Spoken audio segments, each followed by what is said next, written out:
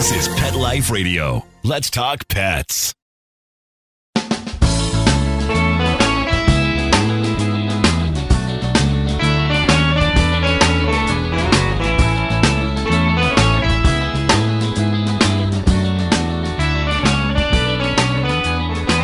Welcome to Save a Pooch on Pet Life Radio. Thank you for listening in today. I am Beverly Isla, your host. Our guest today is author Grant Hayter-Menzies, who will share with us his experience and journey in adopting his best friend Freddie from the British Columbia SPCA, who had rescued Freddie from a puppy mill hoarding scenario. So in tribute to Freddie, who has passed in 2021, Grant penned a heartwarming memoir called Freddie, the Rescue Dog Who Rescued Me. So when we get back from these messages, we will hear from Grant Hayter-Menzies about his experience, as well as how he helped Freddie with his fears and anxieties that may inspire others going through similar transitions with an adopted dog. Take a bite out of your competition. Advertise your business with an ad in Pet Life Radio podcasts and radio shows. There is no other pet-related media that is as large and reaches more pet parents and pet lovers than Pet Life Radio. With over 7 million monthly listeners, Pet Life Radio podcasts are available on all major podcast platforms, and our live radio stream goes out to over 250 million subscribers on iHeartRadio, Odyssey, TuneIn, and other streaming apps. For more information on how you can advertise on the #1 pet podcast and radio network, visit PetLifeRadio.com/advertise today. Let's talk pets on PetLifeRadio.com.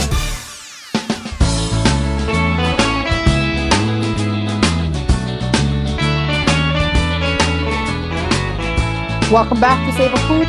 We are talking with author Grant Hayter-Menzies about his incredible journey with his adopted dog, Freddie, who has crossed the Rainbow Bridge in 2021 and now has his very own memoir called Freddie, the Rescue Dog Who Rescued Me. So thank you, Grant, for taking the time to talk about your new book and your experience helping Freddie rehabilitate into the world. Thank you. So first off, can you share with us the moment you first met Freddie and what drew you to him, or his story coming from a puppy mill hoarding situation? Yeah, it was in September 2010, and my partner and I had just lost our elderly dog, Jessie, 2 years earlier, actually.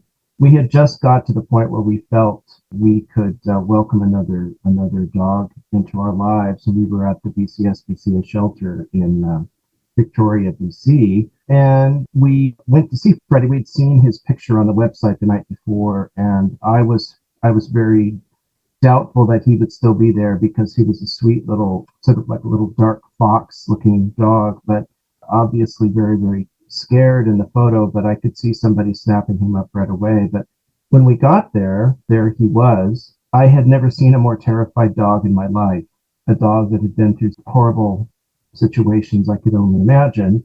I knew it would be a challenge taking him on, but I couldn't leave him there. So we brought him home. That's amazing. That's awesome for you, because I love hearing stories, especially from puppy mill. Maybe actually you can educate us, even myself, on what exactly is the puppy mill hoarding situation. Like, what does it really look like? Well, a puppy mill is basically an unauthorized, unofficial breeding operation where the dogs are kept in substandard conditions, often not fed, often not cared for, often not socialized, solely for the purpose of breeding puppies that are then passed along to pet shops that do not care where their dogs come from, and who then pass on to the public dogs that have all kinds of issues and problems that may result in them being given up because of their abnormalities, either health, physical health, or mental health, or both. Freddie had a great deal of trauma to work for and never work through, and there were things he never got past. Fears. So a hoarder, as I explained in the book, it's not everybody who hoards animals is a demonic, sadist. I think some of these people really think they're doing the best thing they can for the dogs or cats or whatever it is they are collecting. But there's a lot of psychological trouble, part of the human beings that do this. In Kim Cavan's book, Little Boy Blue, about her way of going back through history to see where her adopted mill dog had come from. She met a lady who hoarded dogs that were basically stacked in boxes to the ceiling in her home, Jeez. and some of them left in a room with no light on. And she thought she was doing the right thing. And I have known people who were hoarders. But it's bad because it results in animals that aren't socialized, animals who have health problems that are never addressed. Freddie came from both of those situations. Whether he was ever used for or prepared to be used for breeding is doubtful, because he was so terrified of other dogs. I can't imagine him being used for breeding. But he was with the others when they were scooped up by the PCSPCA. That was in August 2010, and then we adopted him in September. Wow, you've had him for a decade at least. That's great that he lived that long. Yeah, he was about 13 or 14 when he passed away. Okay. Now, your book, Freddie, The Rescue Dog Who Rescued Me, is a deeply personal account of your journey with him. What inspired you to write this memoir, and what message do you hope readers take away from it? Freddie had been through so much and had reached a point where it was like he felt he could trust. He felt it was okay to trust people, trust humans again after what they had done to him. This inspired me so much that I'd spent years writing biographies of mostly of extraordinary women's lives. And when Freddie came into the picture, I watched him grow stronger and more courageous and more open and accepting of things, and learning how to live in a normal world. And I thought, I really want to write about animals that have been through hell and have managed to survive that and overcome it. And he's really the reason I started writing about animals in war. The I saw that, yeah. The dogs, horses, and so in that regard, and many of these books I give royalties to animal charities. So in that regard, Freddie was certainly helping with current issues that animals are having. But in his last year, he fought two cancers. One of them, the most deadly cancer that dogs can have, hemangiosarcoma, and then heart disease on top of that. And it was a battle that was waged with grace, with joy, and never complaining.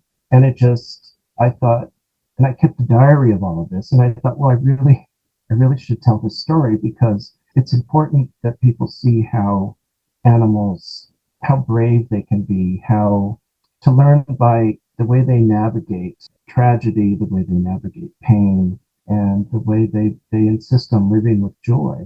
I wanted to share the story. It was part of my healing process as well.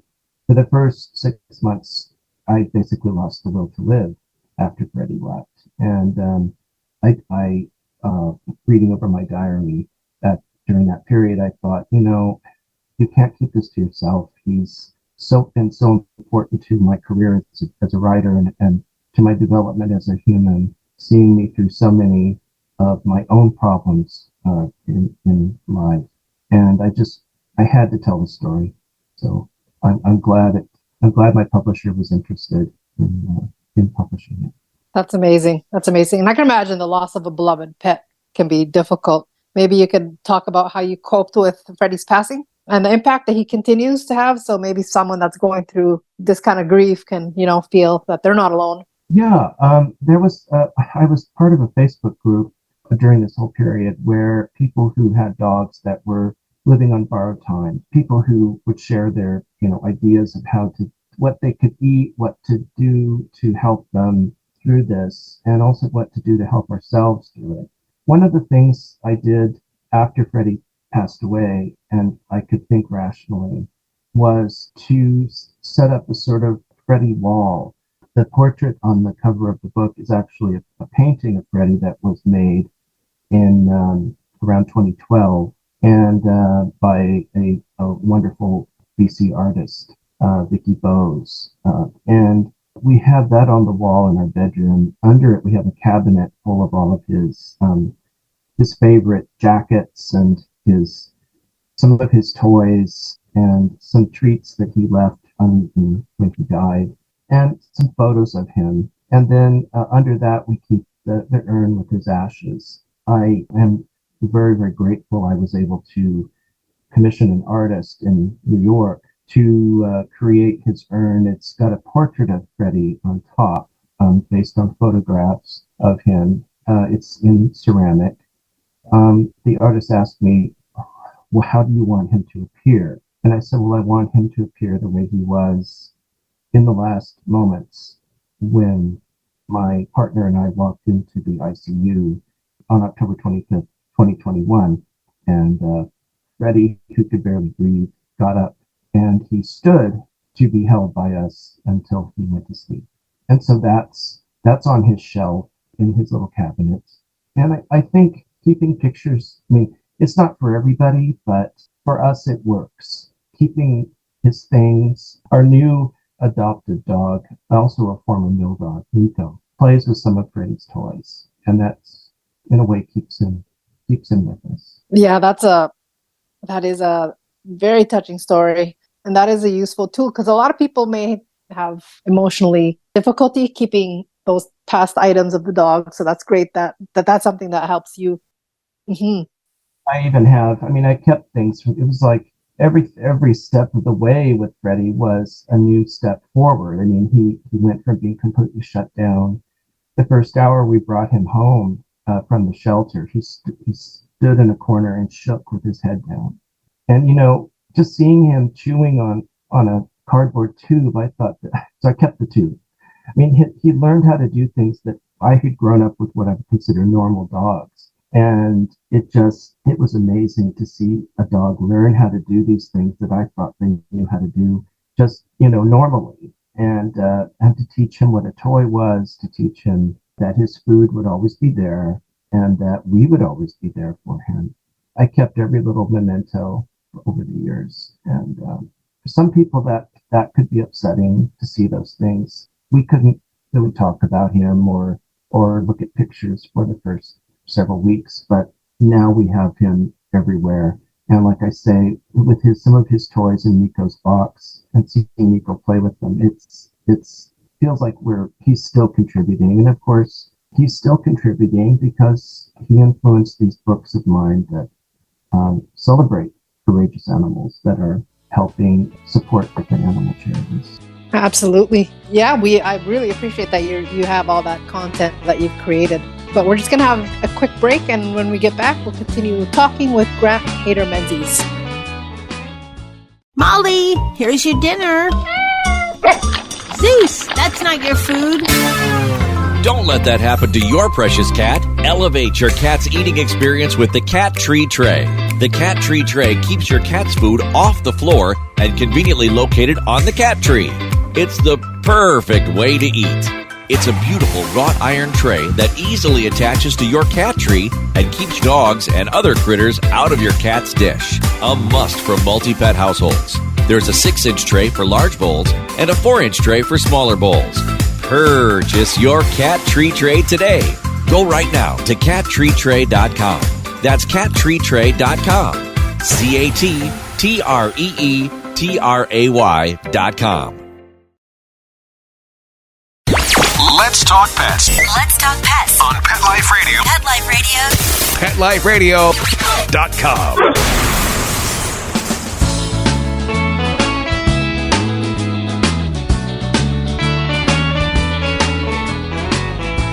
Welcome back to Save a Pooch. We are talking with author Grant Hayter-Menzies about his new book and memoir release called Freddie, the Rescue Dog Who Rescued Me.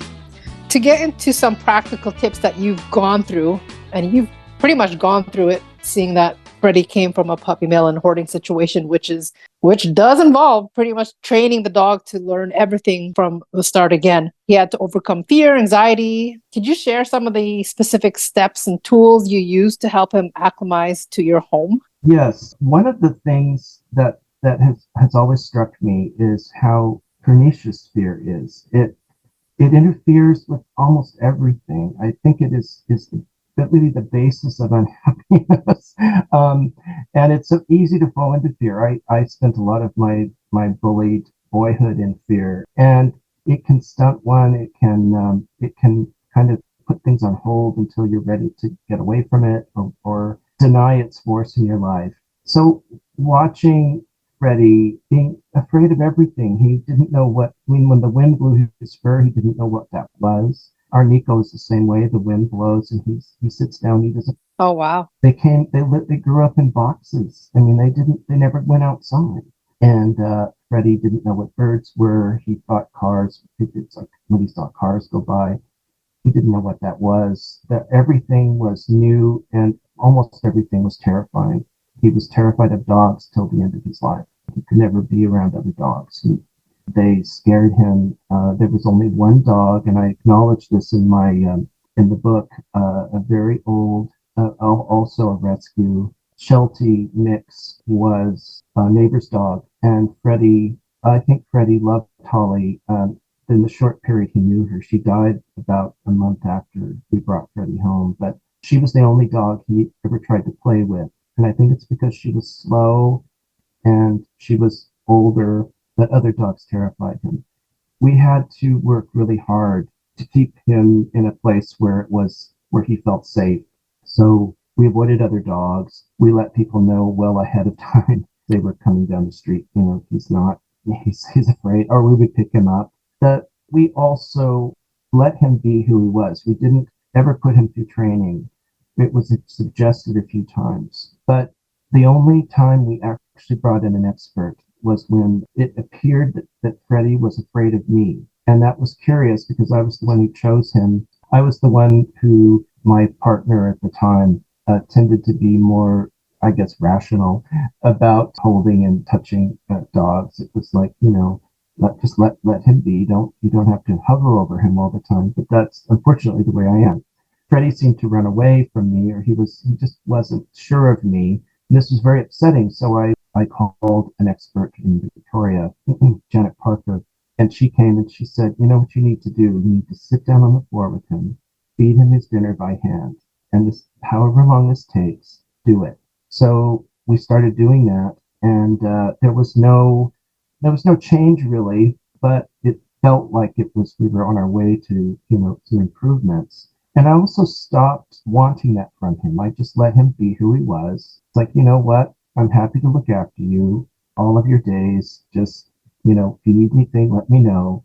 But I'm not going to force myself on you. One evening when my partner was away, I was upstairs sitting in the hall, reshelving some books, and sitting there reading a book in the dark. And I heard Freddie's clicking paw nails coming up the staircase. He came down the hall, stood there, and then put his head on my knee and looked up at me. And I realized he had made the decision that I was okay. And after that, we were always close. He never shied away from me. He came to me when he was afraid. And we let him, I think it's important to let them decide when it's right. I'm not a proponent of, I'm against training, but I'm not a proponent of it in all cases. I think these dogs have been through so much. The last thing they need is somebody saying, no, do this, do that, do this, do that. We did with our Nico. He came to us completely on, he had no house training. He didn't know what toys were. He didn't know, he has many of the same fears that Freddie had. And thanks to Freddie, we know what to do.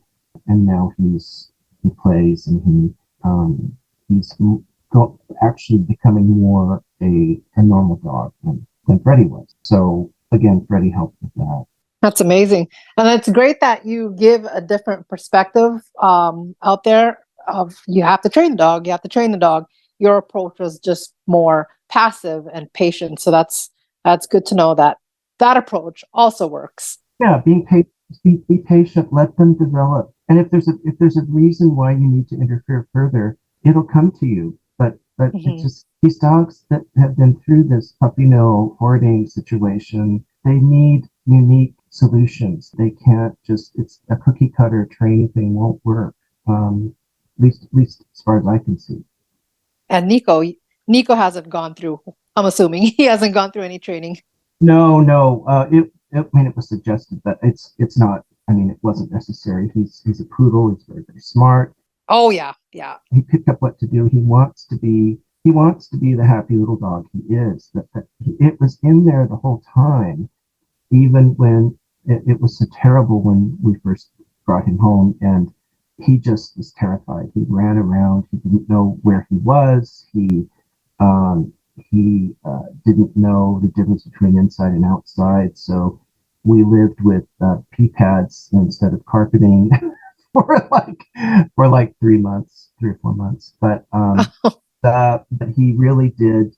He's come a long way, and it's not forcing. He's also from the same situation, like a puppy mill hoarding. Yeah, he came out of a puppy mill hoarding situation. Just didn't, he never went out, was never taken outside. They're just kept in boxes. They're kept for breeding purposes. And so he's younger than Freddie was when he was sprung out of his situation. So I think that has helped as well. That's great that you got them both from the same situation, and they're also both from the BC SPCA? No, only Freddie. And you can hear Nico in the background. Well, hello, Nico. Nico comes from came from a rescue on the BC mainland, and they take in little dogs that have been through hell, and we could only have a small dog in our living situation here, so he was perfect for that. We knew we were taking on a big job because they have lived such a strange life of no stimuli, no socialization, fear. It's hard to even imagine why anybody thinks that's okay, but luckily there are wonderful people rescuing them. Absolutely. Shout out to all of those people that have done so. Well, we are out of time. I really appreciate you, Grant, taking the time to talk to me today. And thanks to our show producer, Mark Winter, for making the show possible. The link to Grant's work will be on the show notes page. I'm not going to say it because it gets a little confusing, but you can see all of his past writings on the webpage as well. So if you have any questions, comments, or ideas for a show, please email me at beverly@petliferadio.com. So until next time, spread animal compassion. Let's Talk Pets, every week on demand, only on PetLifeRadio.com.